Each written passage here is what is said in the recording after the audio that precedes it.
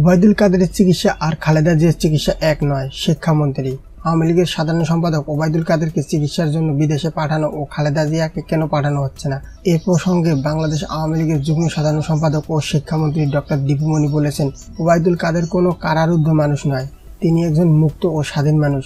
দীপু মনি বলেন, ওবায়দুল কাদের অসুস্থ হয়েছেন, তাই তাকে বিদেশে পাঠানো হয়েছে। সাধারণ বিএনপির অন্যরাও যেভাবে চিকিৎসার জন্য বিদেশে যায়, কিন্তু খালেদা জিয়া অপরাধের দায়ে একজন দণ্ডিত ব্যক্তি, তার চিকিৎসার জন্য বিদেশে যাওয়া একই বিষয় নয়। তার যে অসুস্থতা, সেই অসুস্থতার যদি ভালো চিকিৎসার দেশে না হতো, তাহলে তাকে আদালতের নির্দেশে বিদেশে নিয়ে চিকিৎসা করানো হতো। কাল সন্ধ্যায় চাঁদপুর শহরের কদমতলী মন্ত্রীর বাসভবনে সাংবাদিকদের প্রশ্নের জবাবে তিনি এসব কথা বলেন।